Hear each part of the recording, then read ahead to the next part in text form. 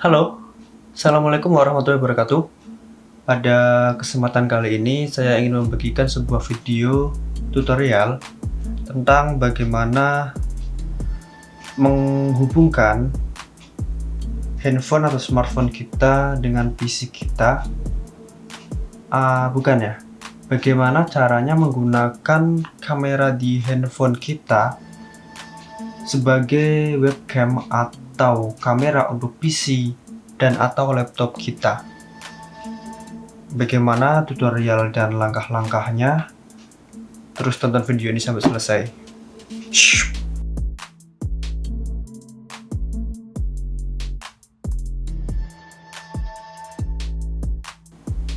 Oke, apa saja sih yang kita butuhkan untuk menghubungkan atau untuk menjadikan kamera di handphone kita sebagai webcam untuk PC atau laptop kita? Yang pertama yang sangat perlu dan wajib perlu kita butuhkan, apaan sih?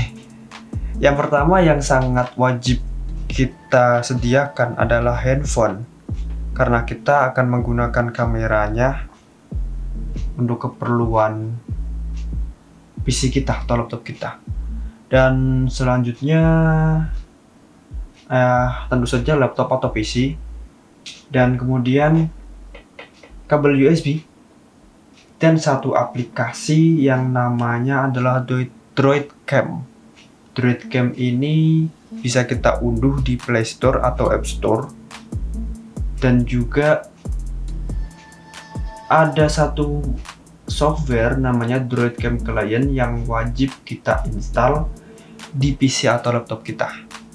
Oke, langsung saja. Di sini saya pakai sebuah handphone Xiaomi Redmi Note 8 Pro dan juga sebuah PC. Kemudian USB, ini USB bawaan dari handphone saya.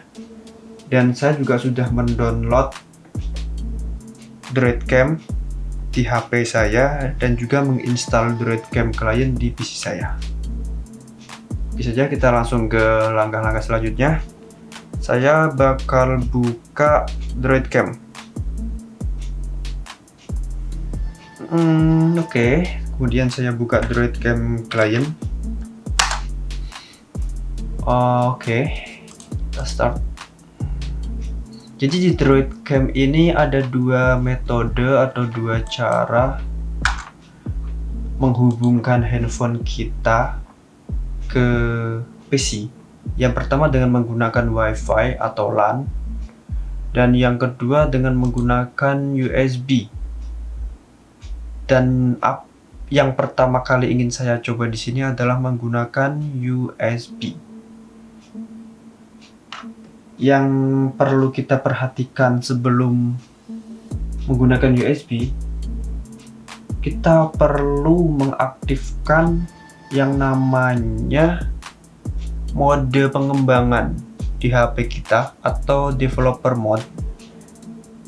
Tapi sebelumnya kita colokin dulu nih USB-nya. Sudah terdeteksi ya. Kemudian kita masuk ke pengaturan.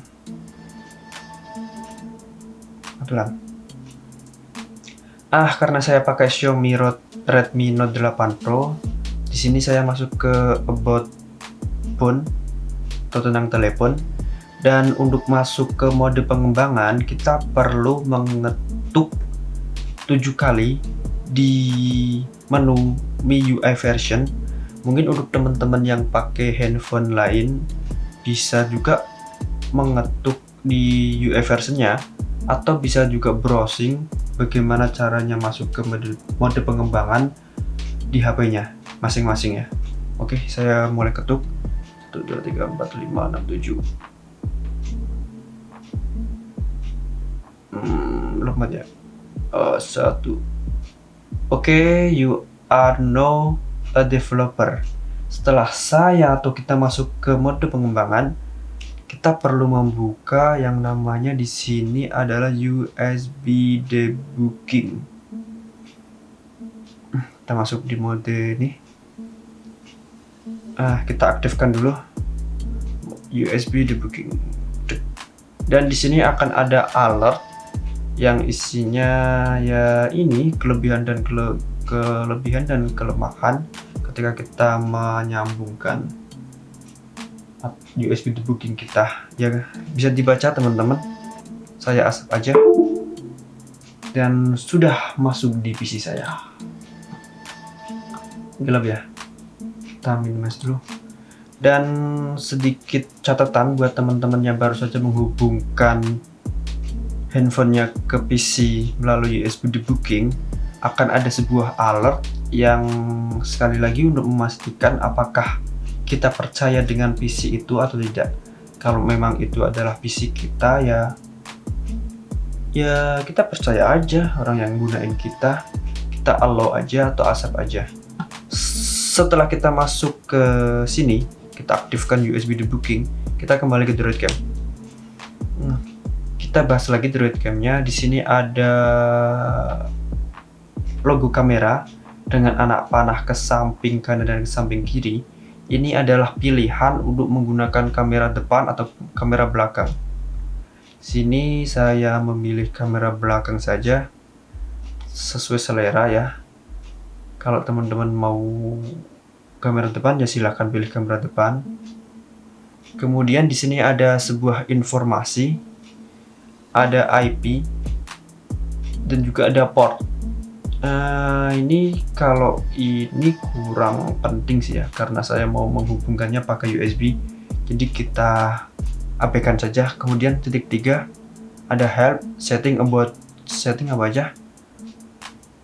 Oh gitu, kita bisa men-setting kamera, mikrofon, kita bisa batasi FPS-nya buat save baterai, dan juga buat mikrofon kita bisa noise suppression, input source-nya kita bisa setting.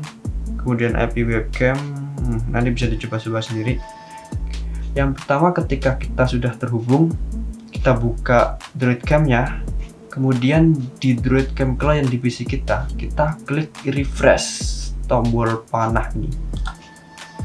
Dan sistem akan secara otomatis mendeteksi handphone kita, Redmi Note 8 Pro.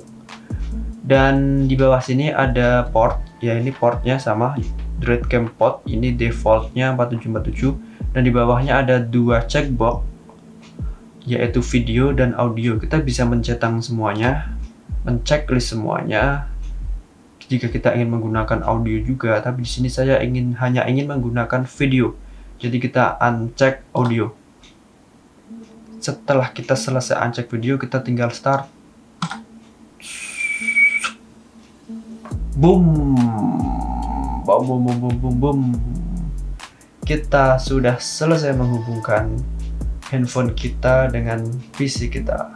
Untuk autofocus kita tinggal ketuk aja di layar handphone kita. Fokus. Oke. Di sini ada sebuah kontrol yang ada tulisannya nih DroidCam Pro, DroidCam X Pro Control. Jadi kontrol ini hanya tersedia untuk kita yang menggunakan DroidCam X Pro di HP kita. Kita bisa mendownloadnya juga DroidCam X Pro di HP kita. Cuman ya namanya aplikasi Pro tetap nggak gratis. Ini berbayar ya. Harganya sekitar berapa ya? Nanti cek aja sendiri di Play Store. Ini ada zoom in zoom out. Kalau ini kan ya paten ya, nggak bisa di zoom in atau di zoom out. Oh bisa bro, ternyata bisa di zoom in dan zoom out, bisa.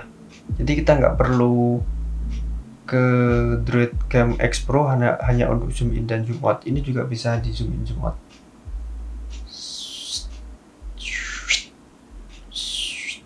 Oke. Kemudian di sini ada flash buat nyalain flash. Di sini ada autofocus.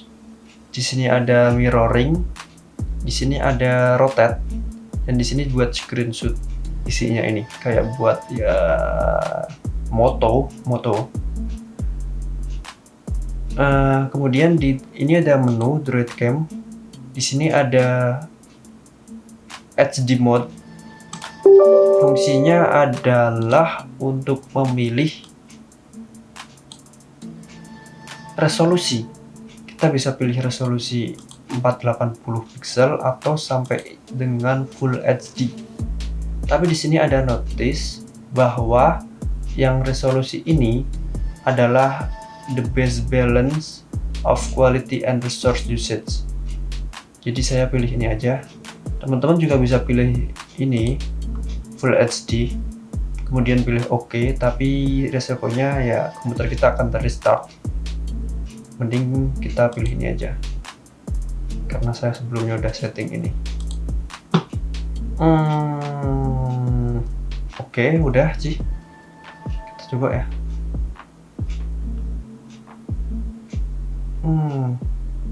Cukup stabil sih. Motion buruk. Ada delay, tapi sedikit banget ya. Stabil, nggak patah-patah ya.